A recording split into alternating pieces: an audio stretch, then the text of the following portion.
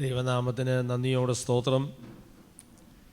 കർത്താവിനെ ആരാധിക്കാനായിട്ട് നമുക്ക് ഇങ്ങനെ ഒരുമിച്ച് വന്നു ചേരുവാൻ കർത്താവ് നമ്മളെ സഹായിച്ചല്ലോ. അതിനായിട്ട് ദൈവത്തിന് നന്ദിയോടെ സ്തോത്രം.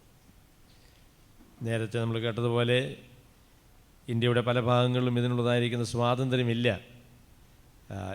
സ്റ്റാൻലി സഹോദരന് പറഞ്ഞ കാര്യങ്ങൾ നിങ്ങളുടെ പ്രാർത്ഥനയിൽ നിങ്ങൾ ഓർക്കണം. അവർക്ക് അനുയോജ്യമായൊരു സ്ഥലം ലഭിക്കാനായിട്ട് നിങ്ങൾ പ്രാർത്ഥിക്കണം എന്ന് അപേക്ഷിക്കുന്നു. നമ്മൾ കഴിഞ്ഞ നാളുകളിൽ ചിന്തിച്ചു വന്നതിന് തുടർച്ചയായിട്ട് കൊരിന്ത്യർ ലേഖനം 7-ാമത്തെ അധ്യായത്തിൽ നിന്നാണ് ഇന്നും നമ്മൾ ചിന്തിക്കാനായിട്ട് ആഗ്രഹിക്കുന്നത്. കൊരിന്ത്യർ ലേഖനത്തിൽ കുടുംബജീവിതത്തെക്കുറിച്ച് അപ്പോസ്തലനായ പൗലോസ് സംസാരിക്കുമ്പോൾ ദൈവം ഭാര്യാഭർത്താക്കന്മാരെ ഒരുമിച്ച് ചേർത്തിരിക്കുന്നത് ഒരു ജീവകാലം മുഴുവനും ഒരുമിച്ച് ജീവിക്കാനാണ് എന്ന് അദ്ദേഹം പറഞ്ഞു. അതിന് തുടർച്ചയായിട്ട് താൻ പറയുന്ന വേദഭാഗമാണ് ഇന്ന് ഞാൻ നിങ്ങളോട് ഒരുമിച്ച് പങ്കുവയ്ക്കാം എന്ന് ആഗ്രഹിക്കുന്നത്. കൊരിന്ത്യർക്ക് അപ്പോസ്തലനായ പൗലോസ് എഴുതിയ 1-ാം ലേഖനം അതിൻ്റെ 7-ാമത്തെ അധ്യായത്തിൻ്റെ 17 മുതൽ 24 വരെയുള്ളതായിരിക്കുന്ന വേദഭാഗങ്ങളാണ് ഇന്ന് നമ്മുടെ ചിന്തയ്ക്ക് ആധാരമായിരിക്കുന്നത്. ഞാനത് നിങ്ങളുടെ മുൻപിൽ വായിക്കുന്നു. കൊരിന്ത്യർ ലേഖനം അതിൻ്റെ 7-ാമത്തെ അധ്യായത്തിൻ്റെ 17 മുതൽ 24 വരെയുള്ളതായിരിക്കുന്ന വാക്യങ്ങൾ. എന്നാൽ ഓരോരുത്തനെ കർത്താവ് വിഭാഗിച്ചു കൊടുത്തതുപോലെയും ഓരോരുത്തനെ ദൈവം വിളിച്ചതുപോലെയും അവനവൻ നടക്കട്ടെ.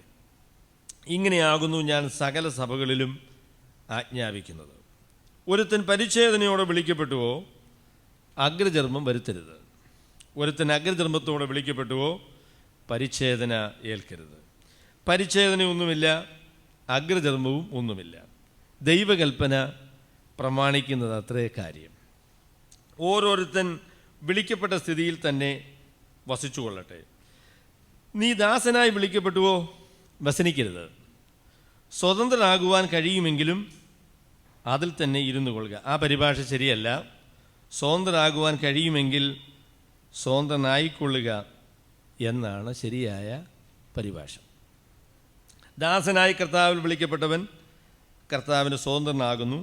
അങ്ങനെ തന്നെ സ്വതന്ത്രനായി വിളിക്കപ്പെട്ടവൻ ക്രിസ്തുവിൻ്റെ ദാസനാകുന്നു. നിങ്ങളെ വിലയ്ക്ക് വാങ്ങിയിരിക്കുന്നു, മനുഷ്യർക്ക് ദാസന്മാരാകരുത്. സഹോദരന്മാരെ, ഓരോരുത്തൻ വിളിക്കപ്പെട്ട സ്ഥിതിയിൽ തന്നെ ദൈവസന്നിധിയിൽ വസിക്കട്ടെ. വളരെ പ്രസിദ്ധമായിരിക്കുന്ന ഒരു പ്രാർത്ഥനയുണ്ട്. അത് നിങ്ങൾ കേട്ടിട്ടുള്ള പ്രാർത്ഥനയാണ് എന്ന് ഞാൻ വിചാരിക്കുന്നു. അതിങ്ങനെയാണ്: കർത്താവേ, എൻ്റെ ജീവിതത്തിൽ എനിക്ക് വ്യത്യാസപ്പെടുത്തുവാൻ കഴിയുന്ന കാര്യങ്ങളെ വ്യത്യാസപ്പെടുത്തുവാൻ എനിക്ക് കരുത്ത് തരണം. കർത്താവേ, എൻ്റെ ജീവിതത്തിൽ എനിക്ക് വ്യത്യാസപ്പെടുത്താൻ കഴിയാത്ത കാര്യങ്ങളെ സ്വീകരിക്കാനുള്ളതായിരിക്കുന്ന മനസ്സ് നീ എനിക്ക് തരണം. ഇവ തമ്മിലുള്ളതായിരിക്കുന്ന വ്യത്യാസം മനസ്സിലാക്കാനുള്ള പരിജ്ഞാനവും എനിക്ക് തരണം. അതാണ് പ്രാർത്ഥന. ഇംഗ്ലീഷിൽ ഇങ്ങനെയാണ്: God give me the grace to change the things which I can change, then accept the things which I cannot change, and then the wisdom to distinguish between the two. നമ്മുടെ ജീവിതത്തിൽ ദൈവം അനുവദിക്കുന്നതായിരിക്കുന്ന സാഹചര്യങ്ങൾ, അതിൽ പല സാഹചര്യങ്ങളും നമുക്ക് വ്യത്യാസപ്പെടുത്താനായിട്ട് സാധിക്കുന്ന സാഹചര്യങ്ങളല്ല. അപ്പോസ്തലനായ പൗലോസ് പറഞ്ഞപ്പോൾ പറഞ്ഞു, യഥാർത്ഥത്തിൽ ദൈവം നമ്മളെ ആക്കിയിരിക്കുന്നതായിരിക്കുന്ന സാഹചര്യങ്ങളിൽ നമുക്ക് ദൈവത്തെ മഹത്വപ്പെടുത്തി ജീവിക്കാനായിട്ട് കഴിയും എന്നുള്ളതായിരിക്കുന്ന കാര്യമാണ് അപ്പോസ്തലനായ പൗലോസ് പറയുന്നത്. സ്നേഹിതന്മാരെ, ഞാൻ ചോദിക്കട്ടെ, നമ്മുടെ ആത്മീക ജീവിതത്തിലെ പ്രശ്നം എന്താ? നമ്മുടെ ആത്മീയ ജീവിതത്തിലെ പ്രശ്നം എന്താ? ഞാൻ പറയാം. നമ്മുടെ ആത്മീയ ജീവിതത്തിലെ പ്രശ്നം എന്താണെന്ന് ചോദിച്ചാൽ നമുക്ക് ചുറ്റുപാടുമുള്ള ആൾക്കാരല്ലേ, അല്ലേ? ഭാര്യയ്ക്ക് എന്താ ഭക്തിയോടെ ജീവിക്കാൻ സാധിക്കാത്തത്? ഭർത്താവ് ശരിയല്ല, പിന്നെ എങ്ങനെയാ നന്നായിട്ട് ജീവിക്കാനായിട്ട് സാധിക്കുക? ഭർത്താവിനെന്താ നന്നായിട്ട് ജീവിക്കാൻ സാധിക്കുന്നത്? ജിബിൻ സഹോദരനെ നോക്കിയാണ് പറയുന്നത് എന്നുള്ളത് കൊണ്ട് ഭയപ്പെടേണ്ട. എന്താണ് സാധിക്കാത്തത്? ഭാര്യ ശരിയല്ല, പിന്നെ എങ്ങനെയാ നന്നായിട്ട് ജീവിക്കാനായിട്ട് സാധിക്കുക? നമ്മുടെ സഭയിൽ ആത്മീയമായിട്ട് ജീവിക്കാൻ നമുക്ക് എന്താ കഴിയാത്തത്? ഇവിടെയുള്ള സഹോദരന്മാരും ശരിയല്ല, അല്ലേ? അതുകൊണ്ടല്ലേ. അവരൊക്കെ ഒന്ന് ശരിയായി വന്നായിരുന്നെങ്കിൽ നിങ്ങളെൻ്റെ ഭക്തി കാണണമായിരുന്നു. എന്തോ ഒരു ഭക്തിയായിരുന്നേനെ. നിങ്ങളൊക്കെയാണ് എൻ്റെ ഭക്തിക്ക് തടസ്സമായിട്ട് നിൽക്കുന്നത്. നിങ്ങളൊക്കെ യഥാർത്ഥമായിട്ട് ഭക്തന്മാരായി കഴിഞ്ഞാൽ പിന്നെ എനിക്ക് വല്ല പ്രശ്നമുണ്ടോ? ഞാനങ്ങ് കത്തി ജ്വലിക്കുകയില്ലേ? ഞാൻ എത്ര ഭക്തനായിട്ട് തീരും? അപ്പസ്തലനായ പൗലോസ് പറഞ്ഞപ്പോൾ പറഞ്ഞു, wait a minute, they are not the problem, you are the problem. എൻ്റെ പ്രിയമുള്ളവരെ, അല്ലെങ്കിൽ അപ്പസ്തലനായ പൗലോസ് നിങ്ങളോട് പറയാൻ ആഗ്രഹിക്കുന്ന കാര്യമെന്ന് പറയുന്നത്, നമ്മളെ ആത്മീയ ജീവിതത്തിന് മറ്റാരുമല്ല തടസ്സം. നമ്മുടെ ജീവിതത്തിൻ്റെ തടസ്സമായിരിക്കുന്നത് സഹോദരനല്ല, സഹോദരിയല്ല, ഭാര്യയല്ല, ഭർത്താവല്ല. നമ്മളെ ആത്മീയത്തിന് തടസ്സമായി നിൽക്കുന്നത് നമ്മൾ തന്നെയാണ്. ജീവിതത്തിൽ ഏത് സാഹചര്യത്തിലാണ് മനുഷ്യർക്ക് ഭക്തന്മാരായി ജീവിക്കാൻ കഴിയാത്തത്? ജീവിതത്തിലെ ഏത് സാഹചര്യത്തിലാണ് മനുഷ്യർക്ക് ഭക്തന്മാരായിട്ട് ജീവിക്കാൻ കഴിയാത്തത്? അഭക്തന്മാരായിരിക്കുന്ന ഭർത്താക്കന്മാരുള്ള ഭാര്യമാർക്ക് ഭക്തന്മാരാകുവാൻ സാധിക്കുമോ? സാധിക്കുമല്ലോ. എത്രയോ ഭക്തരായിരിക്കുന്ന സഹോദരിമാർ വളരെ ക്രൂരന്മാരായിരിക്കുന്ന ഭർത്താക്കന്മാരോടുകൂടെ ഭക്തരായിട്ട് ജീവിക്കുന്നില്ലേ? ഭാര്യ ശരിയായില്ലെങ്കിൽ ഭർത്താക്കന്മാർക്ക് ഭക്തരായിട്ട് ജീവിക്കാൻ പറ്റുമോ? എത്ര ഭർത്താക്കന്മാരങ്ങനെ ജീവിക്കുന്നു? നമ്മുടെ ജീവിതത്തിലെ യഥാർത്ഥമായിരിക്കുന്ന പ്രശ്നം നമ്മുടെ സാഹചര്യങ്ങളല്ല എന്നുള്ളതാണ് അപ്പോസ്തലനായ പൗലോസിന് നമ്മളോട് പറയാനുള്ളത്. നമ്മുടെ ജീവിതത്തിലെ യഥാർത്ഥമായിരിക്കുന്ന പ്രശ്നമെന്ന് പറയുന്നത് നമ്മുടെ ചുറ്റുപാടുമുള്ളതായിരിക്കുന്ന ആളുകളല്ല, നമ്മുടെ ബന്ധങ്ങളല്ല. നമ്മൾ യഥാർത്ഥമായിരിക്കുന്ന പ്രശ്നമെന്ന് പറയുന്നത് ഭക്തനായിട്ട് ജീവിക്കാൻ എനിക്ക് മനസ്സില്ല എന്നുള്ളതാണ് എൻ്റെ പ്രശ്നം. ഭക്തനായി ജീവിക്കുവാൻ തക്കവണ്ണമുള്ളതായിരിക്കുന്ന വിനയം, അതിനാവശ്യമായിരിക്കുന്ന സമർപ്പണം, അതിന് ആവശ്യമായിരിക്കുന്ന ദൈവകൃപ പ്രാപിക്കുവാൻ എനിക്ക് മനസ്സില്ലാത്തത് കൊണ്ടാണ് ഞാൻ ഭക്തനാകാത്തത്.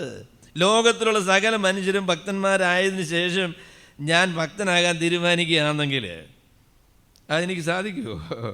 എല്ലാ മനുഷ്യരും ഭക്തനാകണം. അതിനുശേഷം ഞാനെന്ത് ചെയ്യും? ഞാനെന്ത് ചെയ്യും? എല്ലാവരും ഭക്തരായി കഴിയുമ്പോൾ ഞാനെന്താ ചെയ്യാൻ പറ്റുക? ഞാനും ഒരു ഭക്തനായിട്ട് തീരും. എന്നിട്ടും ഭക്തനാകണം നിർബന്ധമൊന്നുമില്ല. എൻ്റെ പൊന്നു സഹോദരങ്ങളെ, അപ്പോസ്തലനായ പൗലോസിന് നമ്മളോട് പറയാനുള്ളത്, നമ്മളുടെ ജീവിതത്തിൽ ദൈവം നമുക്ക് തരുന്നതായിരിക്കുന്ന ബന്ധങ്ങൾ, നമുക്ക് തരുന്നതായിരിക്കുന്ന സാഹചര്യങ്ങളെന്ന് പറയുന്നത്, അത് ആ സാഹചര്യങ്ങളിലും ബന്ധങ്ങളിലും ദൈവകൃപയിൽ ആശ്രയിച്ച് ജീവിച്ച് നമ്മുടെ ഭക്തിയെ തെളിയിക്കുവാനുള്ളതായിരിക്കുന്ന അവസരങ്ങളാണ്. നമ്മുടെ ജീവിതത്തിൽ നമുക്ക് ദൈവം തരുന്നതായിരിക്കുന്ന സാഹചര്യങ്ങൾ, ദൈവം അനുവദിക്കുന്നതായിരിക്കുന്ന ബുദ്ധിമുട്ടുകൾ, ദൈവം തരുന്നതായിരിക്കുന്ന ബന്ധങ്ങൾ, ഇത് അതിൻ്റെ നടുവിൽ നാം ഭക്തന്മാരായിട്ട് ജീവിക്കുവാൻ അത് സാധിക്കും എന്ന ദൈവകൃപയിൽ ആശ്രയിച്ച് തെളിയിക്കുവാനുള്ളതായിരിക്കുന്ന അവസരങ്ങളാണ് എന്നുള്ള കാര്യമാണ് അപ്പോസ്തലനായ പൗലോസ് ഈ വേദഭാഗത്ത് നമ്മളോട് പറയാൻ ആഗ്രഹിക്കുന്നത്. നമ്മുടെ സാഹചര്യങ്ങൾ വ്യത്യാസപ്പെടുത്തുക എന്നുള്ളതല്ല നമ്മളുടെ ഏറ്റവും പ്രധാനപ്പെട്ട വിഷയം. എൻ്റെ ഈ സാഹചര്യമൊക്കെ ഒന്ന് വ്യത്യാസപ്പെട്ടായിരുന്നെങ്കിൽ, എൻ്റെ ഈ ദാരിദ്ര്യം ഒന്ന് മാറിയായിരുന്നെങ്കിൽ, ഒരിക്കലും സ്നേഹിതം പറഞ്ഞ് ഞാൻ ഓർക്കുന്നുണ്ട്, എറിയാൻ അറിയാവുന്നവൻ്റെ കല്ലില്ല. ഇപ്പോൾ പുള്ളിക്ക് എറിയാൻ വയ്യാത്തതിൻ്റെ കാര്യം എന്താണെന്ന് ചോദിച്ചാൽ, കല്ല് ആവശ്യത്തിന് ഇല്ല എന്നുള്ളതാണ് പുള്ളിയുടെ വിചാരം. കല്ല് കിട്ടിയായിരുന്നേ എന്തുമായിരുന്നേനെ ഏറ്. അടുത്തെങ്ങാനും നിൽക്കാൻ പറ്റുമോ മനുഷ്യർക്ക്? എന്തോ ഏറായിരിക്കും. ഒരുപാട് കല്ല് കെട്ടി എറിയാനിരിക്കുന്ന ആളുകൾ എറിയുകയില്ല. ജീവിതത്തിൻ്റെ സാഹചര്യങ്ങളൊക്കെ വ്യത്യാസപ്പെട്ടിട്ട് ദൈവത്തെ അറിയാം എന്ന് വിചാരിക്കുന്ന ആളുകൾക്ക് അതൊരിക്കലും സാധ്യമായിട്ട് വരികയില്ല.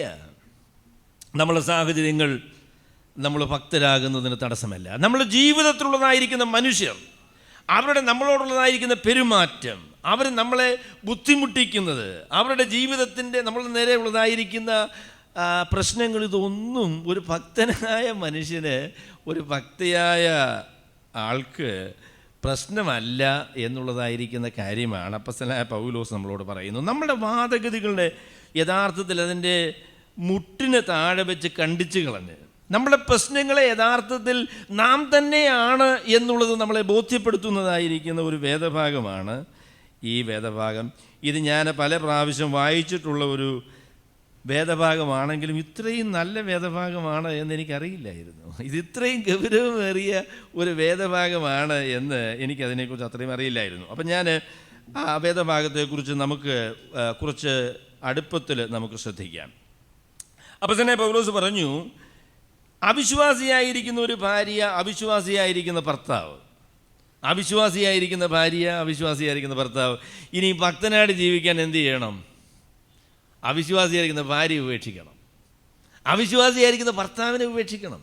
എനിക്ക് ഭക്തനായി ജീവിക്കുവാൻ, ഈ ബന്ധത്തിൽ തുടരുവാൻ കഴിയുകയില്ല. പൗലോസ് പറഞ്ഞു അതിൻ്റെ ആവശ്യമില്ല. നമ്മൾക്ക് ദൈവം തന്നതായിരിക്കുന്ന ബന്ധങ്ങൾ ദൈവഭക്തി വെളിപ്പെടുത്തുവാനുള്ളതായിരിക്കുന്ന മേഖലകളാണ്.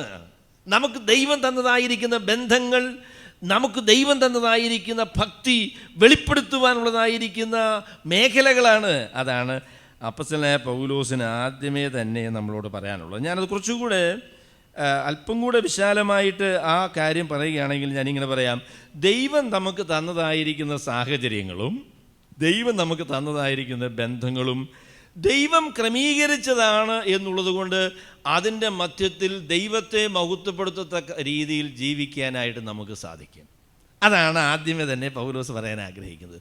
ദൈവം നമുക്ക് തരുന്നതായിരിക്കുന്ന ബന്ധങ്ങളും ദൈവം നമ്മുടെ ജീവിതത്തിൽ അനുവദിക്കുന്നതായിരിക്കുന്ന സാഹചര്യങ്ങളും ദൈവം തന്നെ തന്നതായതുകൊണ്ട് അതിൻ്റെ മധ്യത്തിൽ ദൈവത്തെ മഹത്വപ്പെടുത്തി ജീവിക്കാനായിട്ട് ദൈവഭക്തനായ മനുഷ്യന് സാധിക്കും എന്നുള്ള കാര്യമാണ് അപ്പോസ്തലനായ പൗലോസ് പറയുന്നത്.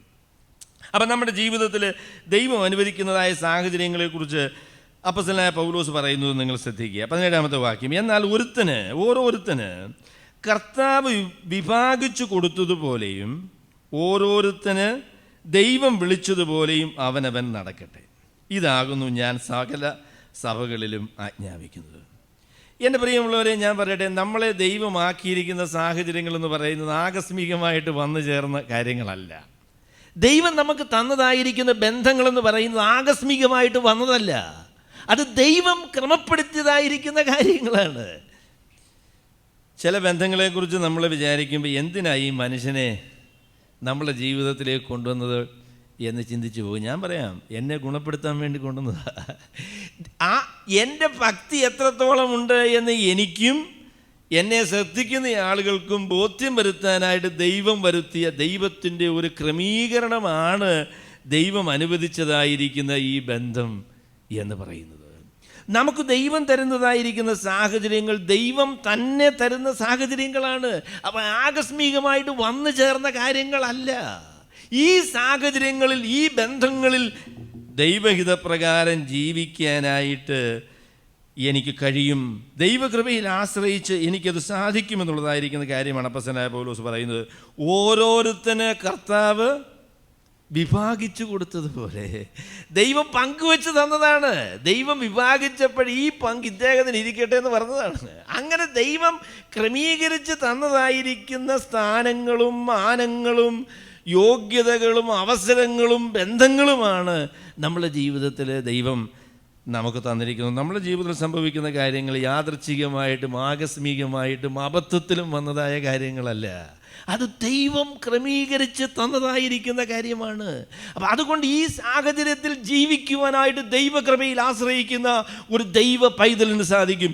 ഈ സാഹചര്യം വ്യത്യാസപ്പെട്ടെങ്കിലേ എനിക്ക് ഭക്തനാകാൻ സാധിക്കുകയുള്ളൂ എന്നുള്ള വാദഗതി അഭക്തിയുടെ ലക്ഷണമാണ്. ഈ പരിപാടി, ഈ സാഹചര്യങ്ങൾ, എൻ്റെ ജോലി മാറണം, ജോലി സ്ഥലത്തുള്ള ആൾക്കാരുമായിട്ട് ശരിപ്പെട്ടു പോകാനായിട്ട് സാധിക്കില്ല. അവർ ഭയങ്കര തലവേദനയാണ്, തലവേദനയുള്ള ബന്ധങ്ങളാണ് അവിടെ ഉള്ളത്. അതുകൊണ്ട് ഇനി ഭക്തനായിട്ട് ജീവിക്കാനായിട്ട് എന്ത് ചെയ്യണം? ആ ജോലി വിട്ടേ പറ്റത്തുള്ളൂ. കല്യാണത്തിൽ ഭാര്യയും ഭർത്താവും ശരിയല്ല. ഈ ഭർത്താവിൻ്റെ കൂടെ ഭക്തനായിട്ട് വ്യക്തമായിട്ട് ജീവിക്കാൻ സാധിക്കില്ല. ഈ ഭാര്യയുടെ കൂടെ ഇവൾ ചാകാതെ എനിക്ക് ദൈവത്തെ അനുസരിച്ച് ജീവിക്കാൻ പറ്റുകയില്ല എന്നൊരു ഭക്തനായ മനുഷ്യന് പറയാനായിട്ട് സാധിക്കുകയില്ല.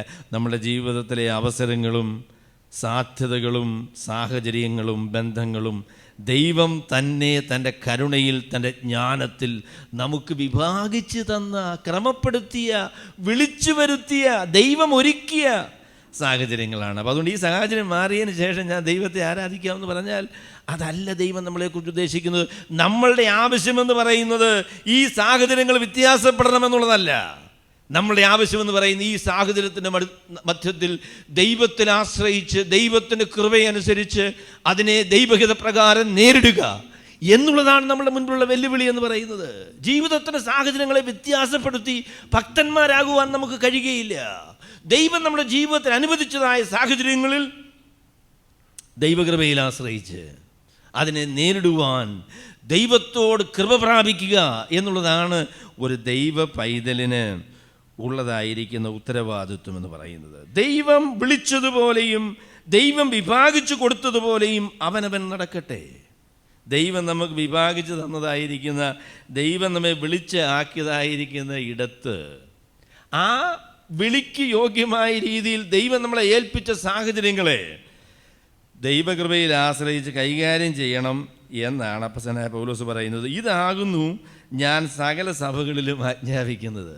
അപ്പോസ്തലനായ പൗലോസിന് സകല സഭകളോടും സകല ഭക്തന്മാരോടും പറയാനുള്ളതായിരിക്കുന്ന കാര്യം എന്താണെന്ന് ചോദിച്ചാൽ, സ്നേഹിതന്മാരെ, സഹോദരന്മാരെ, നിങ്ങൾ അകപ്പെട്ടിരിക്കുന്ന ഈ പ്രതിസന്ധികളെ വിട്ടോടുക എന്നുള്ളതല്ല നിങ്ങളെക്കുറിച്ചുള്ള ദൈവഹിതം. ഈ പ്രതിസന്ധികളുടെ നടുവിൽ ദൈവത്തിൽ ആശ്രയിച്ച് അതിനെ നേരിടുവാൻ, അതിൻ്റെ മധ്യത്തിൽ ദൈവകൃപ വെളിപ്പെടുത്തുവാൻ, നമുക്കുള്ള ദൈവാശ്രയത്തെ വെളിപ്പെടുത്തുക എന്നുള്ളതാണ് നമ്മുടെ ഉത്തരവാദിത്വം എന്നുള്ളതാണ് അപ്പോസ്തലനായ പൗലോസ് പറയുന്നത്. അപ്പോൾ ദൈവം തന്നതായിരിക്കുന്ന സാഹചര്യങ്ങളിൽ നമ്മൾ ദൈവകൃപയിൽ ആശ്രയിച്ച്, ദൈവം തന്നതായിരിക്കുന്ന ബന്ധങ്ങളെ ദൈവകൃപയിൽ ആശ്രയിച്ച് ദൈവഹിതപ്രകാരം കൈകാര്യം ചെയ്യണം എന്നുള്ളതാണ് ഒന്നാമത് അപ്പോസ്തലനായ പൗലോസ് നമ്മളോട് പറയുന്ന കാര്യം. അതിനെക്കുറിച്ച് പറയുമ്പോൾ ഞാൻ രണ്ട് കാര്യങ്ങൾ ആ ഒന്നാമത്തെ പോയിന്റിനെ കുറിച്ച് പറയാനായിട്ട് ആഗ്രഹിക്കുന്നു. ദൈവം തന്നതായിരിക്കുന്ന സാഹചര്യങ്ങൾ, ദൈവം തന്നതായിരിക്കുന്ന ബന്ധങ്ങൾ ദൈവനാമ മഹത്വത്തിനായിട്ട് നമ്മൾ ഉപയോഗിക്കണം എന്നുള്ളതായിരിക്കുന്ന അപ്പോസ്തലനായ പൗലോസിൻ്റെ പ്രസ്താവന ഞാൻ രണ്ട് കാര്യങ്ങൾ അതിനോട് ചേർത്ത് പറയാനായിട്ട് ആഗ്രഹിക്കുന്നു. അതിൽ ഒന്നാമത്തെ കാര്യം എന്ന് പറയുന്നത്, ദൈവം നമുക്ക് തന്നതായിരിക്കുന്ന സാഹചര്യങ്ങളെയും ബന്ധങ്ങളെയും നമ്മൾ സ്വീകരിച്ച് അതിൽ നന്ദി പറയുന്ന ആളുകളായിരിക്കണം എന്നുള്ളതാണ് ഞാൻ ഒന്നാമത് പറയാൻ ആഗ്രഹിക്കുന്നത്. There must be a contentment in what God has given to us. ദൈവം നമുക്ക് തന്ന സാഹചര്യങ്ങൾ, നമുക്ക് തന്നതായ ബന്ധങ്ങൾ, ദൈവം നമുക്ക് തന്നതായിരിക്കുന്ന അനുഗ്രഹങ്ങൾ, ഇവയെ സംബന്ധിച്ച് നമുക്ക് ഒരു സംതൃപ്തി എന്ന് പറയുന്നതായിരിക്കുന്ന കാര്യമുണ്ടാകണം. ഈ സംതൃപ്തി കൂടാതെ ഭക്തന്മാരായി ജീവിക്കുവാൻ നമുക്ക് സാധിക്കില്ല. അതിനെക്കുറിച്ച് ഇതേ സാഹചര്യത്തിൽ ഇതിനോട് ബന്ധപ്പെട്ടതായിരിക്കുന്ന ഒരിടത്ത് അപ്പോസ്തലനായ പൗലോസ് പറയുന്നുണ്ട്. എന്താ പറയുന്നത്? സംതൃപ്തിയോടുകൂടിയ ദൈവഭക്തി വലിയ ആദായമാകുന്നതാനും അലംഭാവത്തോടുകൂടിയ ദൈവഭക്തി എന്നാണ് സത്യവേദ പുസ്തകത്തിലെ പരിഭാഷ. അത് നമുക്ക് മനസ്സിലാകുന്നൊരു പരിഭാഷയല്ല. അലംഭാവം എന്ന് പറഞ്ഞാൽ എന്താ? മതി എന്ന ഭാവം.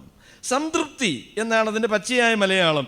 സംതൃപ്തിയോടുകൂടിയ ദൈവഭക്തി വലിയ ആദായമാകുന്നതാനും. നമുക്ക് കിട്ടിയ മാർക്ക്, ചില സഹോദരിമാർക്ക് മാർക്ക് കിട്ടിയ സങ്കടമുണ്ടല്ലേ, അത്രയും പോരായിരുന്നു. നിങ്ങളിനി എത്ര സങ്കടപ്പെട്ടാലും ആ മാർക്ക് കൂടില്ല. അതറിയാമോ? നിങ്ങൾക്ക് കിട്ടിയ പെർസെൻറ്റേജ് നിങ്ങൾ ഇനി കുത്തിയിരുന്ന് രാവിലെ മുതൽ വൈകുന്നേരം വരെ കരഞ്ഞാലും കൂടില്ല. അതാണ് അതിൻ്റെ യാഥാർത്ഥ്യം എന്ന് പറയുന്നത്. നിങ്ങൾക്ക് സന്തോഷിക്കാനുള്ളതായിരിക്കും മാർഗം ഞാൻ പറയാം.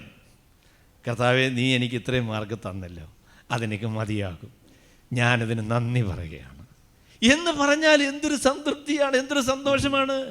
ജീവിതത്തിൻ്റെ പല സാഹചര്യങ്ങളെയും നമുക്ക് വ്യത്യാസപ്പെടുത്താൻ സാധിക്കില്ല. ആ സാഹചര്യങ്ങളെ അംഗീകരിച്ച് സ്വീകരിച്ച് നന്ദി പറയുക എന്നുള്ളതാണ് നമ്മുടെ ജീവിതത്തിലെ സന്തോഷിക്കാനുള്ള വഴിയെന്ന് പറയുന്നതാണ്. നമുക്ക് ബുദ്ധിമുട്ടുള്ളതായിരിക്കും ഒരു സാഹചര്യം ദൈവം അനുവദിച്ചു. നമുക്ക് രാവിലെ മുതൽ വൈകുന്നേരം വരെ ഇരുന്ന് കരയാം, എനിക്കിങ്ങനെ പറ്റിയല്ലോ. മറ്റുള്ള മനുഷ്യരെ നോക്കിയാൽ അവർക്കൊന്നും ഈ ബുദ്ധിമുട്ടില്ല, എനിക്കേ ഉള്ളൂ ഈ ബുദ്ധിമുട്ട്. കരയരുതോ? സാഹചര്യം മാറുമോ? ഇല്ല. നമുക്ക് ആവശ്യമായിരിക്കുന്നത് ആ സാഹചര്യങ്ങളെ ഓർത്ത് കരയുന്നതല്ല. നമുക്കെന്താ ആവശ്യമായിരിക്കുന്നത്? സ്വർഗത്തിലെ ദൈവം തൻ്റെ ജ്ഞാനത്തിൽ, തൻ്റെ കൃപയിൽ ഈ സാഹചര്യത്തെ എന്നെ ഏൽപ്പിച്ചിരിക്കുകയാണ്.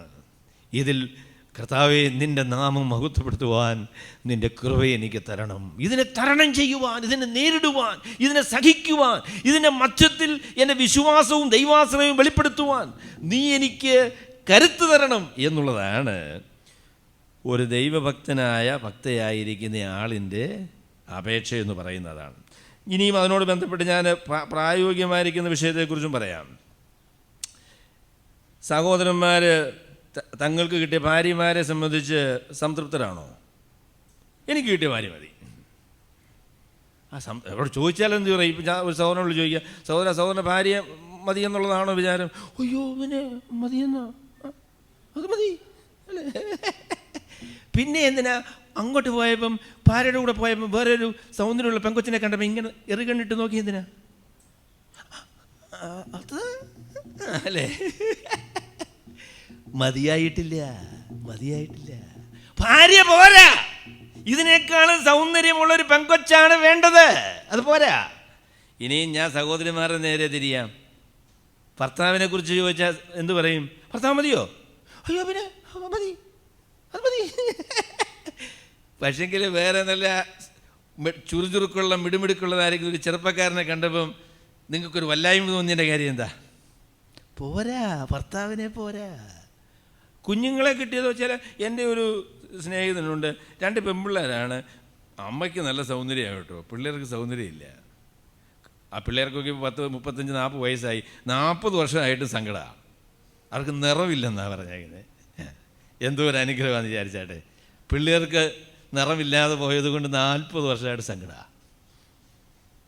മക്കൾ പോരാ, അവരെ ബുദ്ധി പോരാ, അവർക്കുള്ള ആരോഗ്യം പോരാ, അവരുടെ സൗന്ദര്യം പോരാ. ദൈവം തന്നതായിരിക്കുന്ന ഈ അനുഗ്രഹങ്ങൾ മതിയാകും എന്ന് വിചാരിക്കുവാനുള്ളതായിരിക്കുന്ന തീരുമാനം, സത്യസന്ധമായ തീരുമാനം, അതാണ് ഒരു ഭക്തിയുടെ ലക്ഷണം എന്ന് പറയുന്നതാണ്. എൻ്റെ ഭാര്യ മതി, വേറെ ആരെയും നോക്കുന്നില്ല, ആരെക്കുറിച്ചും ചിന്തിക്കുന്നില്ല, ആരെയും ഹൃദയത്തിൽ ധ്യാനിക്കുന്നില്ല, ഒന്നുമില്ല. എൻ്റെ ഭാര്യ മതിയാകും. എൻ്റെ കുഞ്ഞുങ്ങൾക്കുള്ളതായിരിക്കുന്ന സൗന്ദര്യവും അവർക്കുള്ളതായിരിക്കുന്ന ബുദ്ധിയും അവർക്കുള്ളതായിരിക്കുന്ന സാഹചര്യങ്ങളും എനിക്ക് മതിയാകും. എനിക്ക് തന്നതായിരിക്കുന്ന ജോലി മതി, എനിക്ക് കിട്ടിയതായിരിക്കുന്ന വീട് മതി, എനിക്ക് കിട്ടിയതായിരിക്കുന്ന കാറ് മതി. മെഴ്സിഡീസ് ബെൻസ് ഓടിച്ചുകൊണ്ട് അങ്ങനെ നമ്മുടെ സൈഡിൽ കൂടെ വന്നവനിങ്ങനെ മുന്നോട്ട് കയറിപ്പോയപ്പോൾ നമ്മളുടെ 800 പോയ നമുക്ക് എങ്ങനെയാണ് തോന്നുന്നത്? ഒരു ദിവസം ഞാനും വാങ്ങിക്കുമെടാ അല്ലേ, ഇങ്ങനെ ഒരു ചെത്തിയൊരു പോക്ക് ഇല്ലേ സഹോദര? നമുക്കുമുണ്ട്. നമ്മുടെ മാരുതിയും 800 ഒന്നുമല്ല. എനിക്ക് കിട്ടിയ കാർ മതി എന്നേ, എനിക്ക് കിട്ടിയതായിരിക്കുന്ന ആരോഗ്യം മതി, എനിക്ക് കിട്ടിയ സൗന്ദര്യം മതി, എനിക്ക് കിട്ടിയതായിരിക്കുന്ന വിദ്യാഭ്യാസം മതി, എനിക്ക് കിട്ടിയ ഭാര്യ മതി, എനിക്ക് കിട്ടിയ ഭർത്താവ് മതി എന്ന് തീരുമാനിക്കാനായിട്ട് സാധിച്ചാൽ അതൊരു വലിയ അനുഗ്രഹമാണ്. ആളുകളുടെ മുഖത്ത് പുഞ്ചിരി വിടരുന്നത് ഏറ്റവും മെച്ചമായത് കിട്ടിയത് കൊണ്ടല്ല, കിട്ടിയതിൽ നന്ദി പറയുവാൻ മനസ്സ് വയ്ക്കുന്നത് കൊണ്ടാണ്. സ്തോത്രം പറയുന്നൊരു ഹൃദയത്തിൻ്റെ പ്രദർശനമാണ് പുഞ്ചിരിയുള്ളതായിരിക്കുന്ന മുഖം എന്ന് പറയുന്നത്, അല്ലേ? യഥാർത്ഥത്തിൽ എൻ്റെ പ്രിയമുള്ളവരെ ഞാൻ പറയാം, ഹാപ്പിനെസ് ഈസ് ആൻ ആറ്റിറ്റ്യൂഡ്. സന്തോഷമെന്ന് പറയുന്ന ഒരു മനോഭാവമാണ്. സന്തോഷമെന്ന് പറയുന്ന മനോഭാവമാണ്. അംബാനിയോട് ചോദിച്ചാട്ടെ സന്തോഷമുണ്ടോയെന്ന് ചോദിച്ചാട്ടെ, ഇല്ലെന്നേ. അയക്ക് ഭയങ്കര സങ്കടമായിട്ടിരിക്കുക. കാര്യം എന്താണെന്ന് ചോദിച്ചാൽ അനിയച്ചാർക്കാണോ കൂടുതൽ ചേട്ടച്ചാർക്കാണോ? ചേട്ടന് കൂടുതൽ. എൻ്റെ മോനെ ഇനി എന്തിനാണ് ജീവിച്ചിരിക്കുന്നത്? ആകെപ്പാടെ നമുക്കുള്ളത് ഏതാ? 10,524 കോടി രൂപയേ ഉള്ളൂ. ചേട്ടനാണെങ്കിൽ 15,540 കോടി രൂപയുണ്ട്. ഇനി എന്തിനാ നമ്മൾ ജീവിക്കുന്നത്? എന്തിനാ? ജീവിതത്തിന് എന്ത് അർത്ഥമാണുള്ളത്? ജീവിതത്തിൻ്റെ അർത്ഥം ഇതിലൊന്നും കണ്ടെത്താനായിട്ട് സാധിക്കില്ല. ജീവിതത്തിൻ്റെ ഒരു സാഹചര്യത്തിലും നമ്മുടെ ജീവിതത്തിൻ്റെ അർത്ഥം കണ്ടെത്താനായിട്ട് കഴിയുകയില്ല. ദൈവം തന്നതായിരിക്കുന്ന അനുഗ്രഹങ്ങൾ സ്തോത്രത്തോടെ നന്ദിയോടെ അനുഭവിക്കുന്ന ഒരു ദൈവ പൈതൽ, അവൻ്റെ സാഹചര്യങ്ങളിൽ സന്തോഷിക്കുവാൻ കഴിയുന്ന ഒരു ദൈവത്തിൻ്റെ പൈതൽ, അവനാണ് ആനന്ദമുള്ളവൻ, അവനാണ് സന്തോഷം അനുഭവിക്കുന്നതായിട്ടുള്ള ആൾ. സ്വർഗം അല്ലെ ഞാൻ പറയും, ഈ ലോകത്തുള്ളതായിരിക്കുന്ന എല്ലാം ഒന്നും പിടിച്ചടക്കിയിട്ടല്ല സന്തോഷം.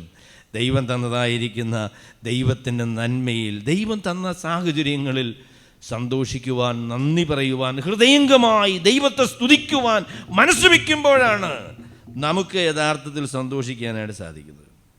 അപ്പം അതാണ് ജീവിത സാഹചര്യങ്ങളുള്ള സമീപനത്തെക്കുറിച്ച് പറയുമ്പോൾ ഞാൻ ആദ്യമായിട്ട് പറയാൻ ആഗ്രഹിക്കുന്ന കാര്യം. രണ്ടാമത്തെ കാര്യം ഞാൻ അല്പമായി പറഞ്ഞതാണെങ്കിലും അതിന് അടിവരയിട്ട് ഞാൻ പറയാൻ ആഗ്രഹിക്കുന്നു.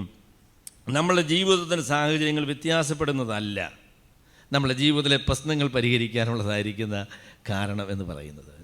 ജീവിതത്തിൻ്റെ സാഹചര്യങ്ങൾ വ്യത്യാസപ്പെടുന്നതല്ല നമ്മുടെ ജീവിതത്തിലെ പ്രശ്നങ്ങളെ പരിഹരിക്കാനുള്ളതായിരിക്കുന്ന മുഖാന്തരം എന്ന് പറയുന്നതല്ല.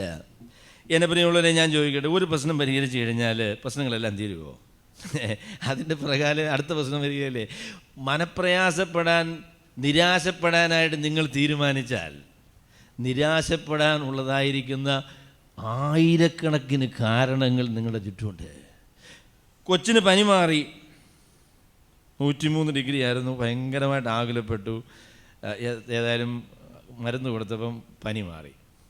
അപ്പം നമുക്ക് സ്തോത്രം പറയണോ അതോ പിന്നെയും ഭയപ്പെടണോ? അതിന് രണ്ട് സാധ്യതയുണ്ടല്ലേ. കർത്താവ്, ദൈവത്തിന് സ്തോത്രം, കൊച്ചിൻ്റെ പനി മാറിയല്ലോ, അങ്ങനെ ഓർത്ത് ദൈവത്തിന് സ്തോത്രം ചെയ്യാം. അല്ലെങ്കിൽ നമുക്ക് വേറെ സാധ്യതയുണ്ടോ? കർത്താവ്, ഇപ്പം പനി മാറി, ഇനി എപ്പോഴാണ് പനി വരുന്നേ?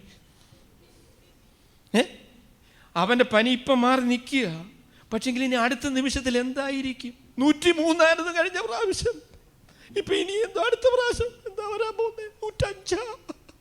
എന്തൊരു ഭയങ്കരമായ പ്രശ്നമാണെന്നറിയാം.